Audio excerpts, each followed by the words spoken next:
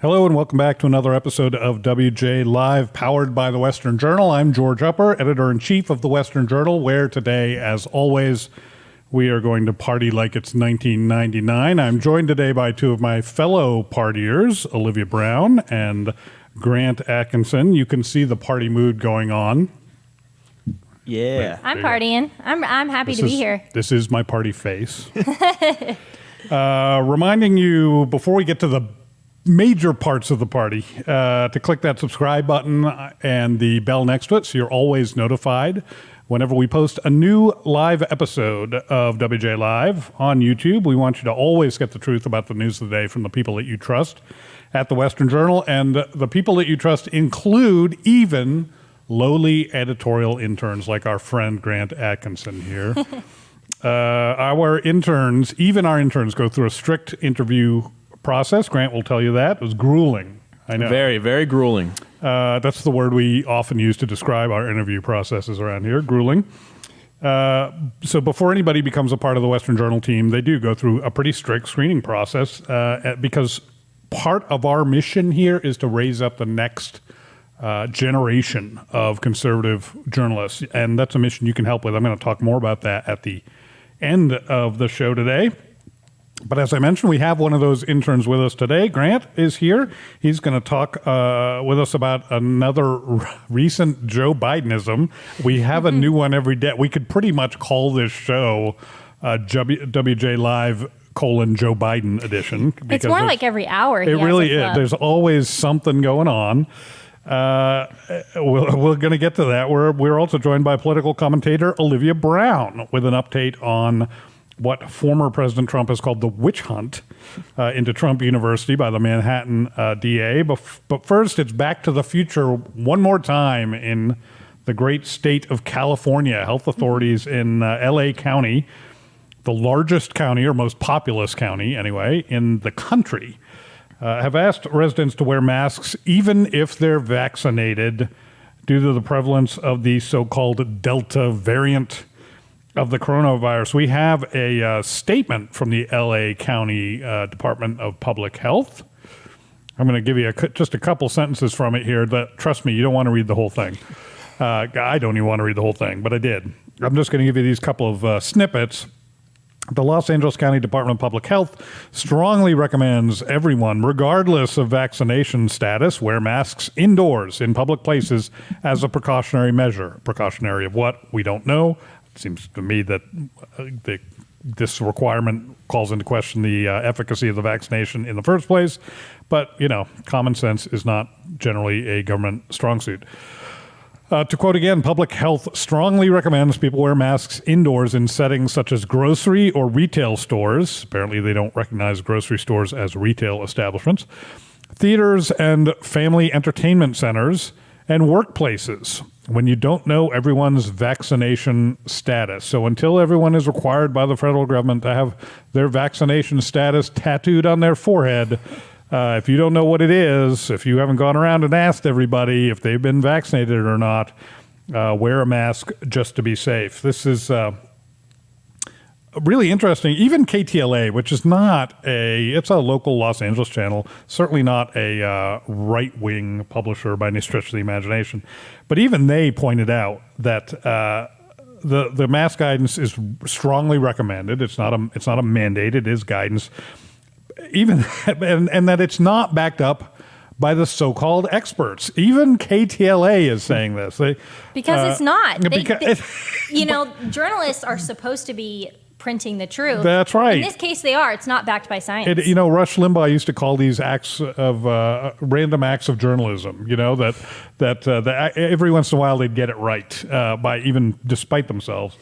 KTLA said, quote, the LA County recommendation, which is not a mandate in the nation's most populous county, does not match what the state government and the Centers for Disease Control and Prevention say, which is that vaccinated people in certain public indoor settings do not need to be masked. And, yes, the state says that, the CDC says that, so does common sense. You don't really need government agencies to tell you that once you've been vaccinated, the mask kind of becomes questionable. So, Grant, do you think this is a harbinger of things to come. If the most populous county in the nation is taking what feels to me like a big step backward in our progress towards normalcy after the pandemic, do you expect more locations to follow suit? What do you think? I would certainly hope not. I think that if this had been, towards the beginning of the pandemic, we saw things like this happen. We saw when one county, particularly one with a lot of pull like LA County, would do something, then other states and counties would typically follow. I think that at this point, at least I would hope that many counties have realized, this kind of mandate, well, it's not a mandate per se, but this kind of suggestion is not merited. I think that we've seen that with the vaccination, there's not a great threat of getting the virus. There's an even less threat of dying from the virus or getting a serious case. And so I would hope that I think that even KTLA's statement, like you said, that it doesn't match what the public health experts are saying, I would hope that's a sign that, hey, maybe we're not going to go down this road on a national level because we've been down it before and we realized it didn't work, it didn't help anything. As far as the Delta variant, I've got some stats from a Business Insider article. They were looking at the UK, which is kind of where this Delta variant first took off, and the country that everyone's been citing as, this is where the Delta variant has been so terrible. There have been 117 total deaths, 117 out of 92,029 cases in the UK, which is 0.13%. Of people who are fully vaccinated, 50 have died, all over the age of 50.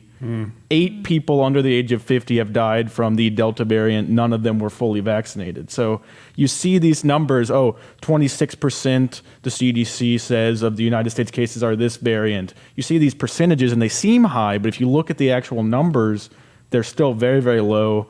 People that are vaccinated are not dying, and it's just it's anti-science really to have a suggestion like this.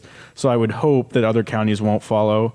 But when you look at big counties like LA, maybe New York City, places like that, they may try to be woke enough that they follow these mandates. But I'd hope on a national level we wouldn't get back to anything like that. You make an interesting point. Last year, it was almost like counties were watching each other, states were watching each other, and they'd see what somebody else could get away with. They, they did this, and the residents didn't rise up against them. No one's been tarred and feathered in this county when they did it. Well, let's do that. In fact, let's do that just a little bit more than they did, and see if we can get away with that.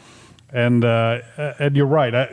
I do think the appetite for this is probably a lot less. I think people have run out of patience, and honestly, I think Joe Biden, much as it pains me to say it, gets some of the credit for that, because when Joe Biden came out and said on July 4, you're going to be able to get together, celebrate fireworks, be with your friends in your backyard, barbecue party, whatever, I really think people just went, there's light at the end of the tunnel. Because I really think in 2020, part of what was so hard about it was, how long are we going to do this? You never knew how long you were going to do this. And once there was an end date, it felt like, I can do anything for this amount of time, and I think it'll be really hard for people on the left to say, yeah, no, kidding. We were kidding about that end date. We're not doing that anymore. Olivia, but if I'm wrong, if this is a harbinger of things to come, what do you think this could mean for the economy of California, maybe even for the whole country? It's going to be a very big downfall. So I was just looking at all the statistics from the census, and they have an entire thing about the initial impact of COVID and what it meant for the economy. In April 2020, they had a 51.5% downgrade of the economy. That's how much the economy fell. That means over half of people in the United States lost their job. So yes, we're going to see like that happen again. It was very interesting reading in the report that it said, even though the most deaths were in New York and New Jersey, this economic impact was geographically widespread. It was everywhere because the same instructions were being given to people that in counties and areas that didn't have as much of an impact. So if this is coming from the UK and there's only been just roughly around 100 people that have died from it, I don't really think that it is the right course for California to be re-adding the mask guidelines, and especially when it's going to vaccinated people. Vaccinated people should not have to wear it. That's the whole point of them being vaccinated. Right. Otherwise, why did they get stuck in a needle? Right. I mean, a lot of people hate needles. Yeah. You did a big thing getting that vaccination, and really, it's like nothing else happened. Well, and everyone was promised, get this vaccination in your arm, and your life will go back to normal. Everything will be magically fine, and it's really hard to make that promise. And I think then yank it out from under people. Definitely. I think that's what the CDC realized initially when they lifted these mask mandates, however many weeks that was ago now.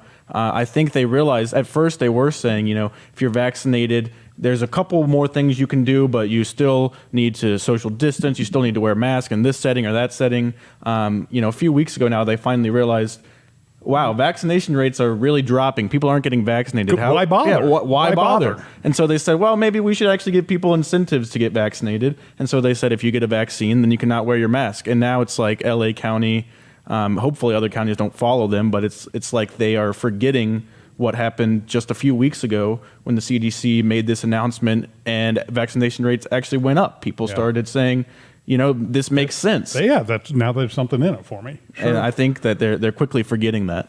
Media and politicians love to forget. Yeah, they do have short memories, and they assume you do too. They work on the assumption that you won't remember this stuff. That's part of why we're here, is to help make sure that all of us remember what we have in fact been told. There were a lot of people in New York, in LA, who lost their jobs, at least temporarily. One guy who did not lose his job, the Manhattan district attorney. Yes. Maybe we wish he had, but he's still around and working. Yeah, definitely. So this next story is about the Manhattan district attorney and what he is doing with Donald Trump. And so he has been for 3 years building a case, trying to find anything against the Trump organization that he could criminally charge Trump with. Because their main goal is to put Donald Trump behind bars, or at least part of his organization. Mm-hmm. And so there's reports that just came out that tomorrow the district attorney is planning on charging Trump and their CFO, Alan Weisselberg, on these charges. So it's interesting. It's extremely rare to charge somebody on what they are charging him on. So what it is the Trump employees have received cars, and some got apartments, some got tuition paid for their children. So that's what they're saying. Trump made it so that they could evade taxes on these specific things.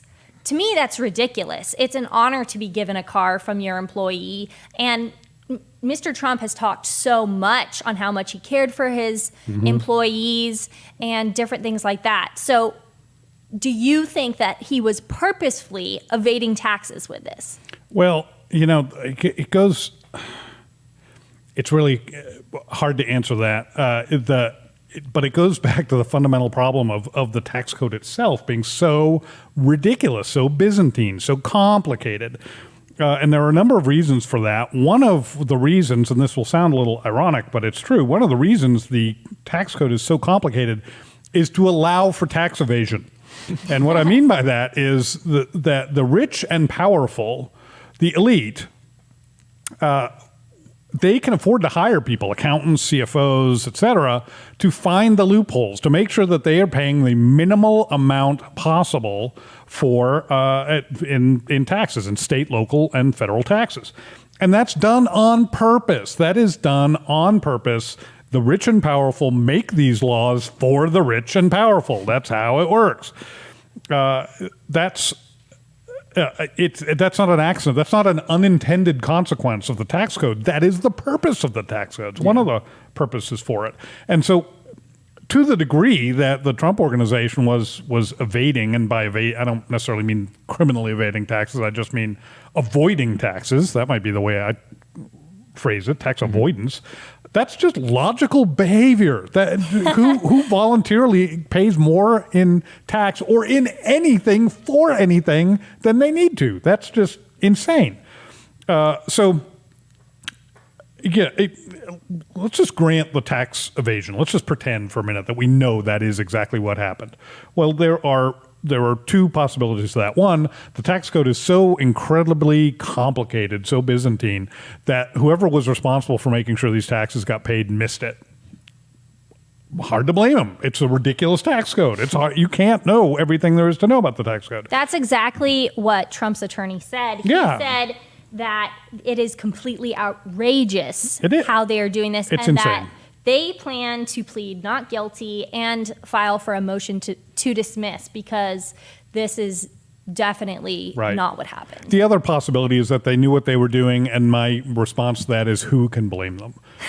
It's not as if the Trump organization never paid any taxes. They paid plenty in taxes. I don't even know what the Trump family has paid in taxes, but I'm sure it's more than I make. So, they're paying their fair share, for crying out loud. So, look, I'm a law and order guy. I would never sit here and tell anybody don't pay your taxes.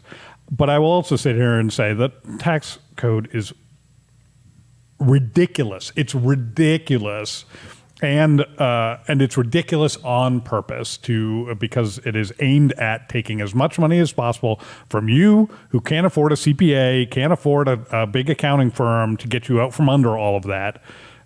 So you just got to pay what the forms say you got to pay, and that's how the system's designed. So the problem to me isn't even the tax evasion, tax avoidance, whatever you want to call it. It's the tax code in the first place. The other problem, of course, here is, as you pointed out, Olivia, this is a 3-year-long investigation. They've been looking for something, just anything. They absolutely have. I would. This will never in a million years happen, but here's what I'd love to see happen tomorrow. The DA comes out, he announces these charges, and here's as they always do, they'll say, the maximum penalty could be this. So, the ex-CFO of the Trump organization or Trump University could be looking at, X number of years in federal prison, Y number of dollars in fines, whatever it is. The first question a reporter should ask at that press conference is, and what did it cost the American taxpayer for you to get to that conclusion? Exactly. That there might be a case here worth following. What's the cost to the American taxpayer versus the cost to the Trump organization or Trump University if all of the charges that you claim are possible here actually turn out to result in a guilty verdict? Grant, these people I really work want to for know. us. I know. Grant, I really want to know, do you think that this is a witch hunt like Trump says it is? I absolutely believe this is a witch hunt. It really reminds me of the Mueller investigation, where it was basically, the way that it went down. You were talking about how it was 3 years. I don't want to compare everything to that, but it was a 3-year investigation, and it basically is a huge nothing burger. And then they're like, wow, we spent 3 years paying, like you said, taxpayer dollars to do this investigation. We got nothing out of it. And so now we really need to come up with something, because otherwise we look really ridiculous if there's no charges. So, in the case of the Mueller investigation, they found, some very specific charges against certain people in the Trump administration, nothing really against Trump himself that they were able to uncover. It's kind of similar here. They're investigating him for 3 years. They really find nothing. And I think that they just cherry pick something that, maybe it's slightly sketchy, but like you said, the tax code is so difficult, and so many people are doing similar things. Not that we're saying, because other people are doing a crime, you should also do it, but it's just such a minor thing.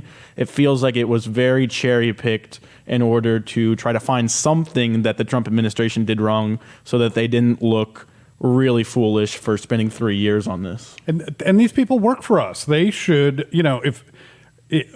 my boss comes to me and says, George, you are being paid X number of dollars, and you're only bringing in Y number of dollars, and that's a problem, right? That's a problem. And I go to employee and I say, you get paid, whatever, $40,000 a year, and you're bringing in $39,000 a year. That's a problem.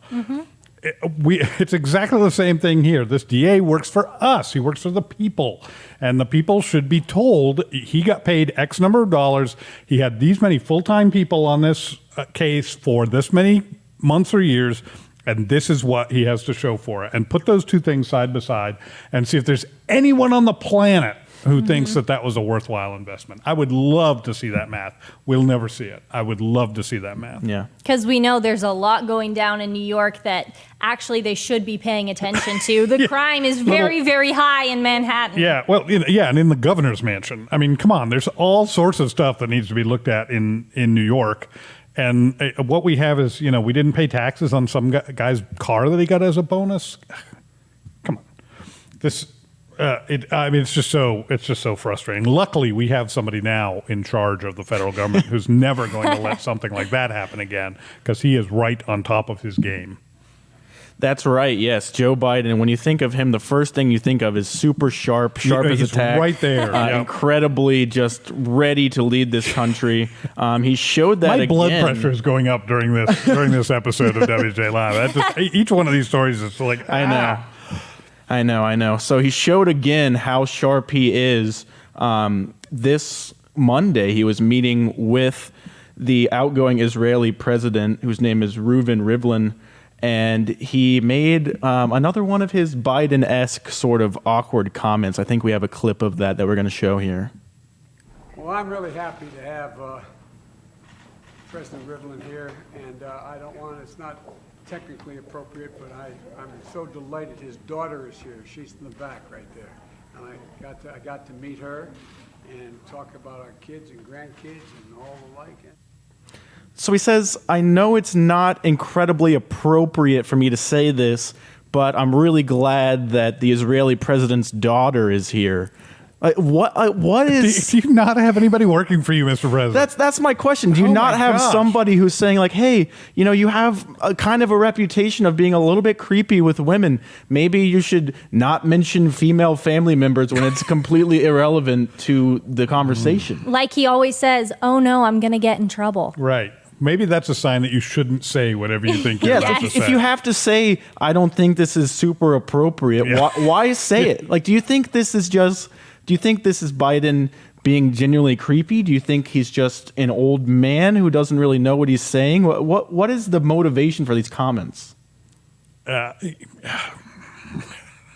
Yes, I think yes. I think he is genuinely creepy and an old man. And he said that I think the word he used was technically. I think he said this is not technically appropriate. What diplomats call what they do? You know how they describe themselves in the State Department? Technicians. That's literally what they call themselves. That it's a compliment. This guy's a skilled diplomatic technician. It's the number one job of diplomacy when you're talking to foreign dignitaries, to be technically disciplined, to be technically appropriate. It's not an excuse that you're not technically appropriate, and it's okay because it's just crazy Uncle Joe. No, that's job one. It's literally job one. It's job one, and he failed. I don't know what he always does. It's just embarrassing to America to watch this. They're the ones telling us now we have adults back on foreign policy. I got nothing. That's what's crazy to me is that the picture that the White House paints of Joe Biden is like, oh, he's so normal. He's super duper normal, like the most normal president ever. Like, this is not normal. Like making comments about president's daughters, like sniffing people's hair, like we've seen in the past. That's not normal behavior at all. Barack Obama was literally more normal, far more normal than Joe Biden was. And I was no Obama fan, but when it comes to things like this, holy cow. This is the guy who's supposed to restore America's position on the world stage. And and we're going to do that by commenting on dignitaries' daughters. And if I was the daughter, as already being a daughter, I would be so uncomfortable if someone said that about me. Yeah, I would you should be so uncomfortable. And so now the Israelis are going to leave with, you made my daughter uncomfortable. That's what they're going to think of America and Joe Biden. It'd be one thing if he said, I'm glad she's here because she did this, or she read this, she wrote this book, and I read it, and I thought it was really good, or anything. She's a great cook. She cooked us a meal last night. I'm really glad she was here to do that. Anything to make it a little less creepy than it was. I like having a girl in the room with me, is what that sounded like. It was so weird. Yeah, exactly. Unfortunately, once they got into the actual meat of the conversation, it didn't get much better for Joe. He talked about one of the main issues that was facing relations between America and Israel, and that was the possibility of Iran getting a nuclear bomb. Oh, yeah. He said, quote, "Iran will never develop a nuclear weapon on my watch." And yet he didn't really provide any evidence as to why he believes that's the case. Of course, we have plenty of evidence to not believe that's the case, given that he wants to get back in an Iran nuclear deal, which will most likely result in them having nuclear power at the end of the decade when the deal expires.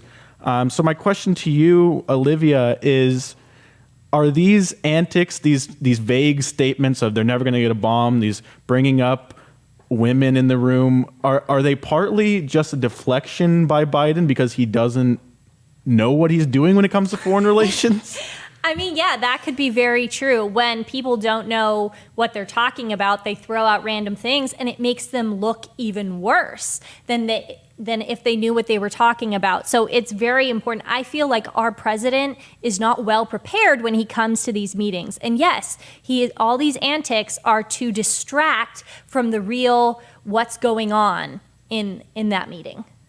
Yeah, which is not a whole heck of a lot, and nothing good for the American people. Yeah, I think that's the conclusion I would come to as well, is that he doesn't have anything of substance really to say, so he's kind of just throwing out there whatever comes to the top of his head. And that's never good, but especially for somebody like Joe Biden, we don't really want to hear what comes to the top of his head most of the time. So. Guess he forgot what his handlers told him to say. Yeah, that's probably true, and terrifying, but true.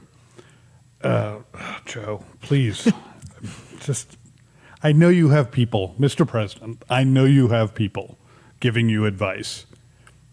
Please listen to them. Please just listen to your people. If you're going to speak in public, just do what they tell you to do. They will take better care of you. Yeah, they're paid to know what you should and shouldn't say. Yeah. They know what they're doing. Nursing assistants. Yeah, that's right. Something, CNA, something. Yeah, you've got somebody there who can help you, I'm sure. Can you imagine how much trouble I would get in if we came in here and I was like, I'm so glad to have Olivia on the show today. It'd be so creepy. Yeah. Imagine if any Republican, like everyone would probably point to Trump first, any Republican, like imagine just a random congressperson making that statement. It would be like front page news if that happened. Yeah. And we all know Trump didn't always have complete control over his mouth, but there was a big difference between the kinds of things he said in public and in what he said in private. That's not an excuse, but it shows at least an awareness of, who you are on the world stage. Trump was accused of saying some stuff before he became president. And look, we've all said stuff we regret, and that's what he said about those comments. Biden is the sitting president. He was at a diplomatic function in front of the press. It's a totally different situation. And the mainstream media will completely ignore it, as they always do, which is why we're here. That's why the Western Journal is here, to bring your attention to these things, because you're not going to see this on CNN. New York Times is not going to write a story about this. It's not going to be in USA Today. It certainly won't be on MSNBC. In fact, MSNBC would probably call us liars for claiming it happened. Republicans pounce. That's what they would say. Yeah, exactly. That's why we're here. That's why we work so hard to raise up the next generation of conservative journalists to bring truth to you. It's really important. There is no such thing as unbiased journalism. You guys have all heard me say that before, I'm sure. The important thing is to recognize your bias, admit your bias, so that when people hear what you have to say, they know where you're coming from. And there's not this veneer of professionalism and objectivity, and those things are good. They're just not goals any human being is going to reach. So we have to be honest with ourselves if we're going to be honest with you, and that's what we do, and that's what we want to teach young people like young Mr. Atkinson here to do as well. Not that Olivia's all that long in the tooth. I mean, I think these two combined are still considerably younger than I am. So for a limited time, you can help do that by purchasing an annual membership of the Western Journal at a great price. You buy an annual membership. We're only going to charge you for 10 months. You're going to get 12 months for the price of 10 months. I tried to do that math in my head last week on the show. I'm not going to do it again. There's a reason I have 2 degrees in English, not in mathematics. So I'm not going to consider myself qualified to do that. But I will ask you to go to that website on your screen, westernjournal.com/join. We've got a couple of options there as far as memberships go. It's not going to break the bank. We're not going to get rich from you doing this. Every penny that you send us goes into internship programs. It goes into investigative journalism. It goes into video content. It goes into us trying to fulfill our mission a little bit better, which is equipping you with the truth. That's what we're here for our readers at the Western Journal, for viewers at WJ Live. You can help. You can help us fight fake news and the establishment media bias. And you can do that today, westernjournal.com/join. I promise we are not going to break your bank account. That's not what we are about. There is nobody in this building, I promise you right now, no one in this building getting rich from membership subscriptions. It's not happening. We're asking you for your help in this fight, so please come join us. And with that, we must say adieu. We regularly say adieu here at the Western Journal because we are very fancy. We don't just say so long or goodbye. Those are, That's what the establishment media would say. We do it better right. than that. Also do. sounds That's right. like Sound of Music. It does, it does. And exactly. Exactly. And we are not Austrian here. We're a lot of things, but not that. So we will say adieu. Of course, we're not French either. I'm really digressing. We will say adieu for today. We'll be here to bring you the truth every Monday, Wednesday, and Friday at 5 p.m. Eastern, 2 p.m. Pacific. So we'll see you again next time on WJ Live, powered by the Western Journal. Take care and stay safe. Hey guys, huge story. We need a fresh card. Let's red label it. Roll as fast as we can. All right, on it. Sounds good. All right, guys, we got a red label breaking story. Can we get a picture for that? And can we try to get that out in the next 20 minutes? I want eyes on it as soon as possible. On it, Joe. 2 more minutes and we'll be live. Sam, we're going to need a slot for that story, so figure out what you want to bump. Ashley, we're going to want to translate it into Spanish yesterday. Sí, señor. We can slide it in at 2:30. It should be going out here in about 10 minutes.